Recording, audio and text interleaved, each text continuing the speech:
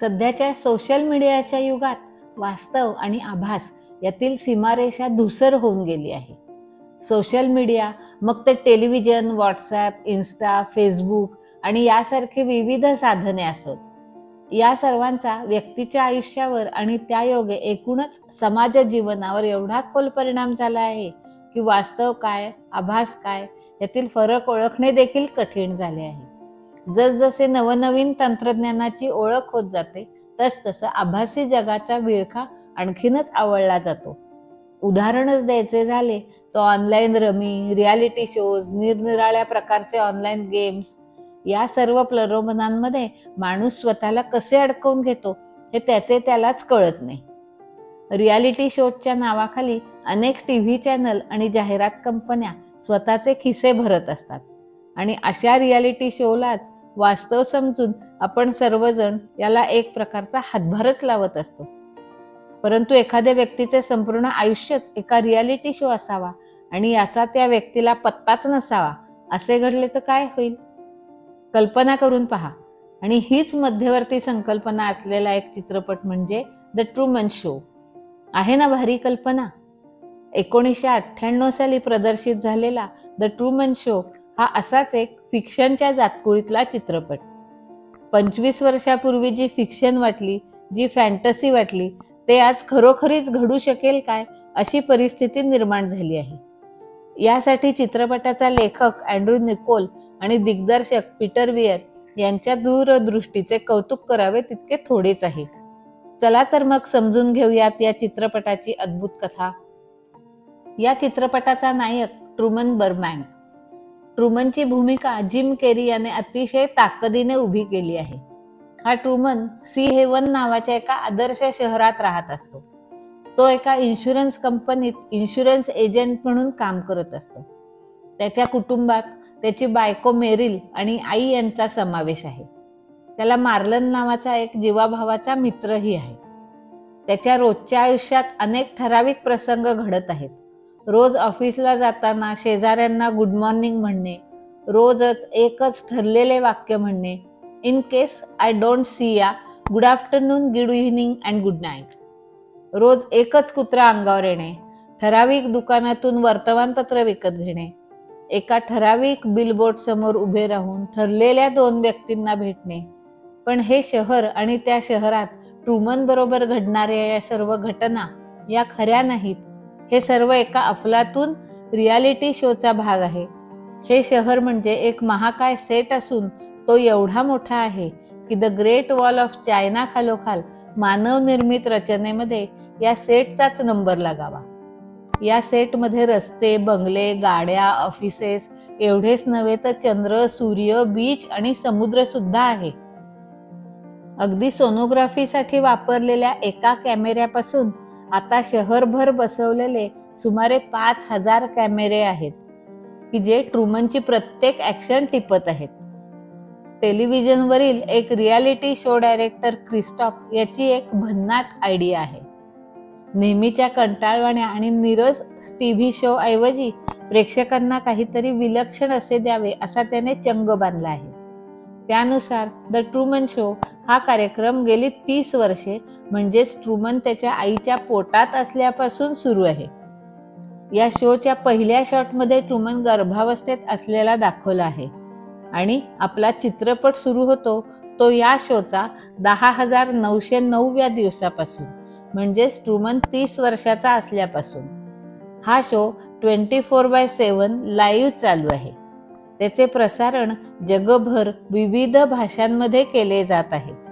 करोडो लोक आपली हातातील कामे बाजूला ठेवून हा शो पाहत आहेत. जणू तो त्यांच्या आयुष्याचाच एक भाग झाला आहे. जगभरातील प्रेक्षक ट्रूमनची सुखदुःखे, ट्रूमनच्या आयुष्यात घडणाऱ्या लहान सहान गोष्टी सर्व काही फॉलो करत आहेत. ट्रूमनच्या मनात येणारे विचार, भावना हे सर्व बेमालूमपर्यंत प्रेक्षकांपर्यंत पोहोचवणे आणि प्रेक्षकांना आपल्या आयुष्याशी रिलेट करता येईल अशी एक वेगळीच अनुभूती देणे हा क्रिस्टॉफचा उद्देश असतो. आणि सर्वात कहर म्हणजे याची कशाचीही ट्रूमनला पुसटशीही कल्पना नाही. आपण आपले नेहमीचेच आयुष्य जगत आहोत या भ्रमात वावरणाऱ्या ट्रूमनला माहिती सुद्धा नाही की आपले सारे आयुष्यच हे एक नाटक असून त्याचे संपूर्ण नियंत्रण दुसऱ्याच कोणाच्या तरी हातात आहे. आपली बायको, आई, मित्र, सहकारी आणि शहरातील सर्वच भेटणारी माणसे ही या रियालिटी शो मध्ये काम करणारी पात्र असून ती केवळ आपापला रोल निभावत आहेत. याचा ट्रुमनला थांगपत्ता सुद्धा नाही. हा सर्व शो म्हणजेच आपले आयुष्य आणि त्यात घडणाऱ्या सर्व बारीक सारीक गोष्टी, अगदी झोपणे, उठणे, खाणे, पिणे वगैरे काही कोणीतरी सतत पाहत आहे. आपल्या मनातील भावना, सुखदुःख यांच्या साहाय्याने जगभरातील करोडो लोक आपले मनोरंजन करून घेत आहेत आणि रियालिटी शोद्वारे एक टीव्ही चॅनल अमाप पैसे कमवत आहे. आपल्या रोजच्या आयुष्यातील घडणाऱ्या गोष्टींमधून अनेक वस्तूंची जाहिरात केली जात आहे. थोडक्यात काय तर या सी हेवन आयलंडवर ट्रुमन एकटाच खरा माणूस आहे. बाकी सर्व अभिनय करणारी पात्रे आहेत. द ट्रुमन शो हे या नाव चित्रपटाला म्हणूनच अगदी सार्थ आहे असे वाटते. ट्रुमनला अधूनमधून या शहराच्या बाहेर जाऊन नवीन नवीन ठिकाणे एक्सप्लोर करण्याची इच्छा आहे. पण त्याची ही इच्छा पुरी होऊन दिली जात नाही, कारण तो शोचा बट्ट्याबोळ होईल. त्यामुळे अर्थातच क्रिस्टॉफ अशा अनेक गोष्टी ट्रुमनच्या आयुष्यात घडवून आणतो की ज्यायोगे ट्रुमनची बाहेर जाण्याची इच्छाच मरून जाईल. असाच एक प्रसंग म्हणजे लहानपणी वडिलांबरोबर बोटीतून प्रवास करत असताना वादळामध्ये वडिलांचा पाण्यात बुडून मृत्यू होतो आणि त्यामुळे ट्रुमनच्या मनात कायमचा बसलेला पाण्याबद्दलचा फोबिया. ज्या ज्या वेळी तो बोटीतून बसून जाण्याचे ठरवतो त्यावेळी हा फोबिया त्याला जखडून ठेवतो. विमानाची तिकिटे काढायला ट्रॅव्हल एजंटकडे जातो तेव्हा सुद्धा तो एजंट तिकीट उपलब्ध नाही असे सांगतात. एकदा तर तो बसने बाहेर जाण्याचा प्रयत्न करतो तेव्हा बसच बंद पडते. अर्थात हे सर्व घडते ते रियालिटी शो डायरेक्टर क्रिस्टॉफ याच्या आदेशानुसार.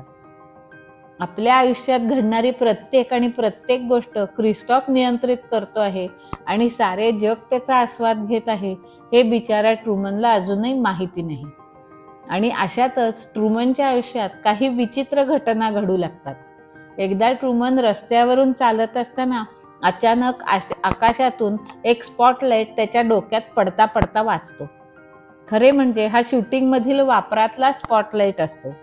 आता ही गोष्ट ट्रुमन पासून लपवण्यासाठी लगेचच त्याच्या कारमधील रेडिओवर एक बातमी दिली जाते की अंतराळातील यानामधील काही गोष्टींची विल्हेवाट लावताना त्या चुकून खाली पडत आहेत. असेल बुवा असे म्हणून ट्रुमन दुर्लक्ष करतो. एकदा रेडिओ चॅनल चुकीच्या पद्धतीने काम करू लागतो. शूटिंग सेटवरील तंत्रज्ञांच्या माहितीसाठी असलेले संदेश चुकून ट्रुमनच्या कारच्या रेडिओ चॅनलवरून प्रसारित होतात. ट्रुमन बीचवरती बसलेला असताना फक्त त्याच्यावर पडणारा पाऊस, तो जिथे जाईल तिथे त्याचा पाठलाग केल्यासारखा पडणारा पाऊस. एकदा तर रस्त्यामध्ये त्याला अचानक त्याचे वडील दिसतात, पण ट्रुमन त्यांना गाठेपर्यंत सेटवरील कामगार त्यांना ट्रुमनच्या डोळ्याआड घेऊन जातात. हे सर्व घडत असल्याने ट्रुमनच्या मनात त्याच्या आयुष्याबद्दल अनेक प्रश्न निर्माण होऊ लागतात. आता हळूहळू त्याला कळू लागते की या शहराचे अस्तित्वच जणू त्याच्या भोवती गुंफलेले आहे. शोच्या कथेप्रमाणे मेरिल ट्रुमनची बायको असली तरी ट्रुमनच्या मनात त्याच्या कॉलेजमधील एका मुलीबद्दल म्हणजेच सिल्वियाबद्दल प्रेमभावना निर्माण झालेली असते. सिल्विया हे जरी शो मधील एक पात्र असले तरीही तिला मात्र या सर्व प्रकाराबद्दल घृणा निर्माण झाली आहे. एखाद्या व्यक्तीला फसवून त्याचे आयुष्य कंट्रोल करणे हे तिच्या सत्सद विवेक बुद्धीला पटत नाही. शेवटी न राहून ती ट्रुमनला सांगण्याचा प्रयत्न करते की तुझे आयुष्य एका टीव्ही रियालिटी शोचा भाग आहे. परंतु हे सर्व सिल्विया सांगायच्या आधीच सेटवरील एक कामगार तिचे वडील बनून हजर होतात आणि तिला बळजबरीने घेऊन जातात आणि सिल्वियाची मानसिक स्थिती बिघडली असल्याने तिला तिच्या घरी फिजी या देशात घेऊन जाणार आहोत असे ट्रुमनला सांगण्यात येते.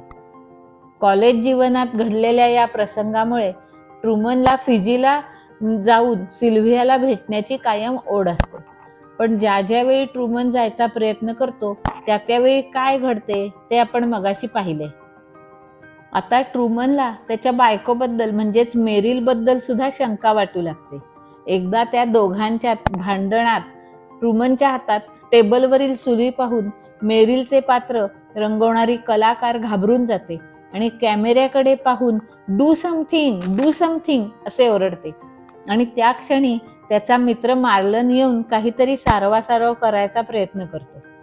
अर्थातच मार्लनचे तेथे येणे हे क्रिस्टॉफने अनपेक्षित निर्माण झालेली परिस्थिती हाताळण्यासाठी केलेली एक उपाययोजना असते. गोंधळलेल्या अवस्थेत एकदा ट्रुमन मेरिलला घेऊन गाडीतून शहराबाहेर जाण्याचा प्रयत्न करतो. अगदी पाण्याच्या फोबियावर मात करून पूल सुद्धा ओलांडतो. त्याला थांबवण्यासाठी गडबडीने एका न्यूक्लिअर प्लॅन्टमध्ये गॅस लीक झाल्याचे नाटक केले जाते आणि रस्ते बंद केले जातात. त्यांना अडवणारा एक पोलीस मात्र चुकून त्याला मिस्टर ट्रुमन नावाने संबोधतो. आपले नाव या पोलिसाला कसे काय माहिती हा विचार ट्रुमनच्या मनात चमकताच त्याला आता खात्री पटते की त्याच्या आयुष्यात काहीतरी विचित्र घडत आहे. याची खातरजमा करण्यासाठी ट्रुमन परत थोड्याच वेळात मगाच्याच रस्त्यावर जातो तर तिथे काहीही झालेले नसते. रस्ता पूर्ण मोकळा असतो. हे सर्व घडल्यामुळे ट्रुमनच्या मनात निर्माण झालेले संशयाचे वादळ शमवण्यासाठी आणि त्याची मनस्थिती आपल्या ताब्यात आणण्यासाठी क्रिस्टॉफला एक युक्ती सुचते. कारण शोचा TRP वाढवणे गरजेचे असते. त्यातच बरेच प्रेक्षक आता या शोच्या मूळ कल्पनेच्याच विरुद्ध होऊ लागलेले असतात. तसेच फ्री ट्रुमन अशी एक चळवळ सुरू झालेली असते. ट्रुमनची मैत्रीण सिल्वियाचा सुद्धा या चळवळीला पाठिंबा असतो. क्रिस्टॉफ आता पुन्हा एकदा ट्रुमनची त्याच्या वडिलांशी भेट घडवून आणतो आणि या अतिशय भावनिक भेटीच्या प्रसंगाच्या चित्रणामुळे शोचा TRP पुन्हा एकदा प्रचंड वाढतो. हे सर्व असह्य झाल्यामुळे आणि सिल्व्हियाची ओढ त्याला ट्रुमनला स्वस्थ बसू देत नाही. काही झाले तरी आता आपण येथून बाहेर पडायचेच असे तो ठरवतो. आपल्यावर खूप लोक नजर ठेवून आहेत याची जाणीव त्याला होऊ लागलेली असते. काहीतरी करून तो छुप्या टनेलद्वारे घराबाहेर पडतो आणि समुद्रावर पोहोचतो. बोटीत बसून जाऊ लागताच ही बातमी रियालिटी शोचा डायरेक्टर क्रिस्टॉफ पर्यंत पोहोचते. आता ये न के न प्रकारे ट्रुमनला थांबवण्याचे प्रयत्न सुरू होतात. धो पाऊस पाडला जातो. प्रचंड वादळ निर्माण केले जाते. पण या सर्वांना न जुमानता ट्रुमन बोटीने पुढे जातच राहतो. अखेर बरेच अंतर कापल्यावर तो समुद्रात अचानक समोर आलेल्या भिंतीला धडकतो. ही भिंत म्हणजे त्या सेटची भिंत असते आणि त्या भिंतीच्या पलीकडे बाहेरील जग असते. असे कसे काय याचा विचार करत असतानाच ट्रुमनला एक जिना दिसतो. त्यावरून चढून वर आल्यावर त्याला एक्झिट असे लिहिलेले दार दिसते. हे दार उघडून ट्रुमन बाहेर जाणार एवढ्यात त्याला क्रिस्टॉफचा आवाज येतो. क्रिस्टॉफ ट्रुमननी सेट बाहेर जाऊ नये म्हणून त्या शो बद्दल सर्व खरे खरे सांगून टाकतो. ट्रुमनचे सेटवरील आयुष्य हेच बाहेरील जगापेक्षा जास्त सुंदर आहे आणि सुरक्षित कसे आहे हे पटवून द्यायचा प्रयत्न करतो. परंतु मोकळा श्वास घ्यायला आतुर झालेला ट्रुमनवर याचा काहीही परिणाम होत नाही आणि येथून सुटून जायच्या आपल्या निर्णयावर ट्रुमन ठाम असतो आणि संपूर्ण विचार करून एक्झिट लिहिलेल्या दारातून बाहेरील वास्तव जगात प्रवेश करतो. जाताना अर्थातच सर्व अदृश्य कॅमेऱ्यांकडे पाहत त्याचे रोजचे वाक्य म्हणतो, in case I don't see ya, good afternoon, good evening and good night. Christof हताशपणे आपल्या शोचे ट्रान्समिशन कायमचे बंद करतो. जगभरातील प्रेक्षक ट्रुमनच्या झालेल्या सुटकेमुळे त्यांचा आनंद लपवू शकत नाहीत. घरोघरी, रस्त्यावर, हॉटेलमध्ये, बारमध्ये सगळीकडे एकच जल्लोष होतो. सिल्विया सुद्धा ट्रुमनला भेटण्यासाठी आनंदातिशयाने पळत सुटते. जेवढ्या उत्सुकतेने आणि उत्कंठेने ट्रुमनच्या बंदिस्त आणि आभासी जीवनाचा आनंद लुटला तेवढ्याच तीव्रतेने प्रेक्षक आता त्याच्या स्वातंत्र्य आणि वास्तव आयुष्य मिळाल्याचा आनंद घेऊ लागतात. असा हा विलक्षण कथा असलेला चित्रपट आपल्या मनात अनेक प्रश्न निर्माण करतो. Social media, virtual reality artificial intelligence वगैरे तंत्रज्ञानाच्या आपण किती आहारी जाणार आहोत? आपल्या जीवनावर खरोखरच आपले नियंत्रण आहे की आपण इतरांद्वारे नियंत्रित होत असतो? आपण सोशल मीडियावर आलेल्या गोष्टींवर कोणताही विचार न करता विश्वास ठेवतो का त्यामागील खरे काय खोटे काय हे जाणून घ्यायचा प्रयत्न करतो? मुळातच एखाद्या व्यक्तीचे संपूर्ण आयुष्य दुसऱ्या कोणीतरी त्या व्यक्तीच्या नकळत नियंत्रित करणे आणि त्याचे बाजारीकरण करून पैसा कमावणे हे कितपत योग्य आहे? या आणि अशा अनेक प्रश्नांची उत्तरे आपल्याला शोधायची आहेत. द ट्रूमन शो हा चित्रपट प्रदर्शित झाल्यावर त्याला प्रचंड प्रतिसाद मिळाला. त्याचबरोबर ट्रूमन सिंड्रोम नावाची संज्ञा प्रचलित झाली. काही लोकांना असेही वाटू लागले की आपल्याही आयुष्यात ट्रूमनच्या आयुष्यासारखे काहीतरी घडत आहे. काहींना तर असेही वाटले की 9/11ला अमेरिकेत घडलेली घटना अशी काही घडलेलीच नाही, तो केवळ एक शो म्हणून सांगितलेली आहे. काही लोक तर चक्क न्यूयॉर्कला वर्ल्ड ट्रेड सेंटरच्या जागी जाऊन तेथे खरोखरच काही घडले आहे का याची शहानिशा करून आले. ट्रूमन शो हे सायकोलॉजिकल डिल्युजन म्हणजेच मानसशास्त्रीय आभास म्हणून गणले जाऊ लागले. अशा प्रकारच्या मानसशास्त्रीय समस्या उद्भवलेले लोक रियालिटी शो म्हणजेच खरे आयुष्य समजू लागतात आणि जे काही टीव्हीवर पाहतो तेच खरे आहे असे त्यांना वाटू लागते. वैद्यकीय दृष्ट्या याचा फार खोलवर परिणाम झाला. अशी ही आगळी वेगळी फॅन्टसी तुम्हाला आवडली असेलच. तर रसिकांनो, आपल्या ट्रूमनच्या शब्दात सांगायचे तर, in case I don't see ya, good afternoon, good evening and good night.